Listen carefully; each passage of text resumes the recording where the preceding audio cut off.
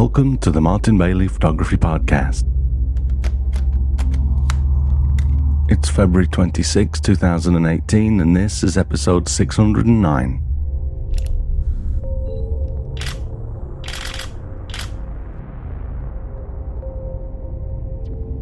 Today we continue our journey on the first of my two Japan winter wildlife photography tours for 2018, as we photograph the whooper swans, but then go back to the red-crowned cranes for a chance of photographing them in the fresh and falling snow.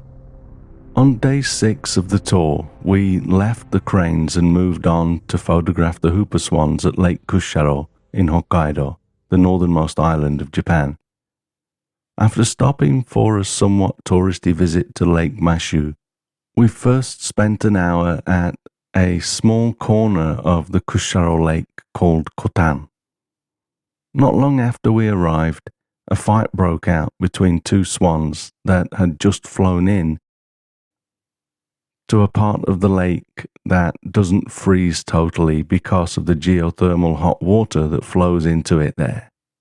I don't like to sensationalize fights between animals, but there can sometimes be something quite beautiful as swans in a flurry cause the water in their environment to take to the air, as we can see in this first image for today.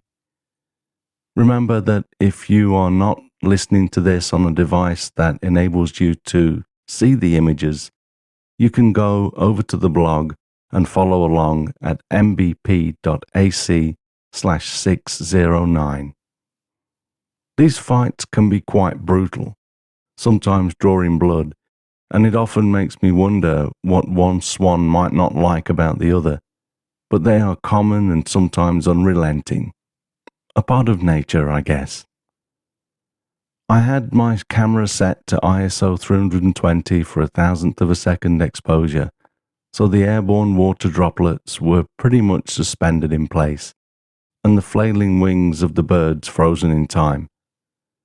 My aperture was set to f11 and my focal length was 312mm with my 100 to 400mm lens. After lunch, a little further down the road beside the lake, we photographed the swans again for a while and were lucky enough to get some daytime fly-ins, which we don't see that often. Here we see two pairs of swans flying with the mountains on the other side of the lake as a backdrop. It was around 2:30 p.m. when I shot this, but already the afternoon light is starting to warm up as the sun nears the horizon. My settings for this shot were ISO 400 for 1,000th of a second at f11 and a focal length of 110mm. After this we went to check into our hotel early as it's close by, and then came back to the same location to photograph the whooper swans as the sun dropped down behind the mountains with a slow shutter speed, panning with them to capture the movement of their wings as we can see in this next image. We didn't get many chances on this first day, so this is probably my best shot, but I do like the warm colour over the mostly frozen lake behind the swan and the X shape made by the swan's wings and their reflection. As I mentioned last week, I generally like to do large bird panning shots with shutter speeds of between a 25th and a 50th of a second. This was a 40th of a second, and that generally gives you a better chance of getting the head sharp. While in the Kushiro area for the first 2 days in Hokkaido, there had been no falling snow, and the ground where we'd been photographing the red-crowned cranes was very heavily textured from the cranes walking on it, and from the contrast added by the bright sunlight. So, when the weather forecast indicated that there may well be falling snow on our 4th day in Hokkaido, because we were still close enough to go back to the cranes, I decided to do just that. Swans are beautiful birds, but when there's a chance of photographing cranes in the snow, in my opinion, that's always going to be the better option. To hopefully illustrate my point, here is one of my first photos after we arrived at the Akan Crane Center on our bonus visit. These 4 cranes flew in and landed in a clear, which was a stroke of luck in itself, but the falling snow in this scene and the clean, fresh snow on the ground gives this image a much better look than the images that I shared in last week's Travelogue episode from a few days earlier. I recall myself and the participants all being very excited as we captured these images. There is an electric excitement when standing in front of a field of birds as beautiful as this, in what is probably one of their most majestic conditions. My settings for this were ISO 3200 with an 800th of a second exposure, so you can probably appreciate how little light there was.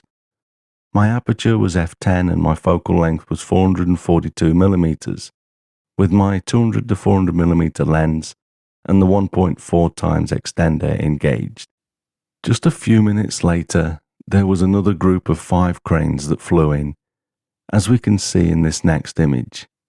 There were no birds with bands on their legs in both this group and the previous group, which is another stroke of luck.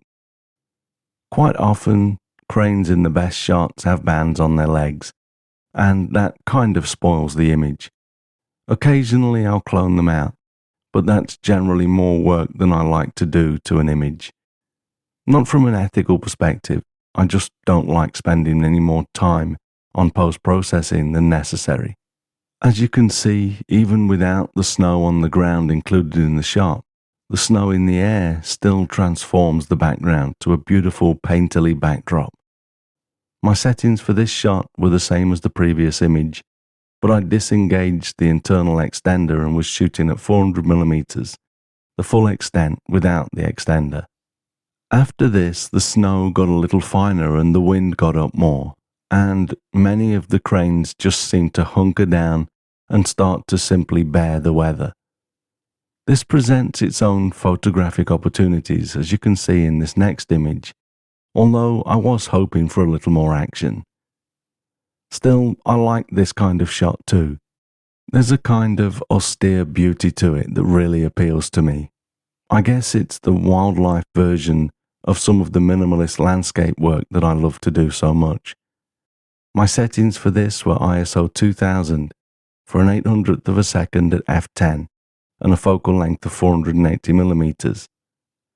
I could of course have slowed down my shutter speed some, with the birds being so still, but I do like how the small flakes of snow are totally frozen in time, so that's not something that I'm going to be too concerned about.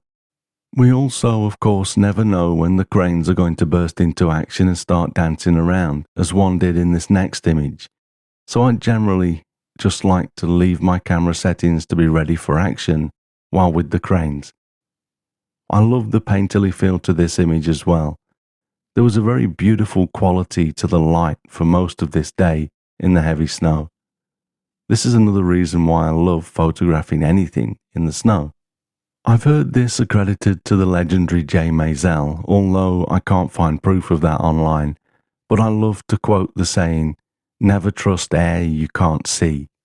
In New York that might have a different meaning, but to me, I love it when there's something in the air to make it visible, be it snow, rain, mist, fog or steam. It seems that my favourite images have something in the air to stop it being totally transparent, and that's a quality that I really value when making photographs. My settings for this image were ISO 1600, so we can tell that the light was increasing gradually, and my shutter speed was an 800th of a second at f10 with a focal length of 560mm. At this point, I'm still trying to whittle down the images that I'll talk about in this Travelogue series, and I'm looking at another 9 photographs from my pics from the cranes. We'll continue on with 3 more images, and then try to move back to the swans and sea eagles for the final episode next week. I couldn't resist leaving this next image in the set, partly because I like the texture and detail on the black feathers along the back of the wings on this pair of cranes as they sing together, and partly because this photo reminds me of the difficulty that we often have in getting a clean shot of the cranes as they dance or sing.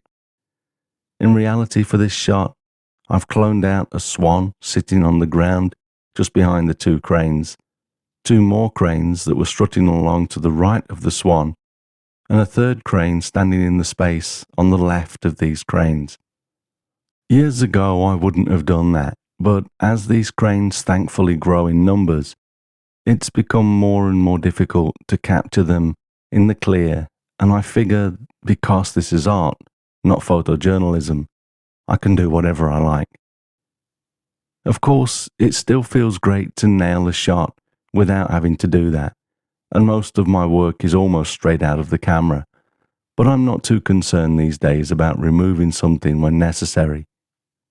I was at ISO 1250 for an 800th of a second shutter speed with an aperture of f11 and a focal length of 560mm for this shot. Talking about detail, that's also why I like this next image too. This crane is coming into land relatively close to us as I shot this at 400mm and it's uncropped. I really like the ruffled feathers on the back of this crane's wings, as the wind that he disturbs as he lands catches up with him. I also like how he has ice on his legs, probably from sleeping in the river where they roost, that we also looked at last week. It's nice too that I was able to capture this while the crane was still over the dark trees in the background. When I first started travelling to this crane centre in the winter some 15 years ago, the entire back of this field had dark trees like that along it, but they cut most of them down due to disease many years ago now, so all we have are these last few trees on the right. They still make a great backdrop when the stars align though. My settings for this photograph were ISO 1600 for an 800th of a second at f11. Every so often the cranes come quite close to the front of the enclosure, and they started to do that in the afternoon shortly before we had to leave to return to the area that we were supposed to be photographing the whooper swans in. Here we see a single crane almost posing for the camera, with ruffled wing feathers and a lovely neck and head position. I also love the foot as the crane lifts its right leg, again almost looking like it's posing for me. This was shot at 350mm, so relatively close, and my ISO was set to 1250 for an 800th of a second shutter speed at f11. We'll wrap up this episode with that, and as I release this, I'll actually be back with the Sea Eagles in Naosu on my final Japan winter tour for this season. I feel incredibly fortunate to be able to make a living partly from running these tours, and I get an untold amount of pleasure out of the enjoyment that I see on the faces of my tour participants as we photograph these elegant and majestic subjects, especially when my decisions as we travel enable us to do more than would be possible if my group was traveling with a company that does not maintain the flexibility that I do in my tours. Our 2019 Snow Monkey and Hokkaido tours have been sold out for a while now, but we have just started taking bookings for 2020. So if you think you might like to join us, please take a look at our tour page at mbp.ac/ww2020. Thanks very much for listening today. If you enjoyed this podcast, please share a link with your friends. Subscribe in iTunes or your favorite podcast program to ensure uninterrupted delivery.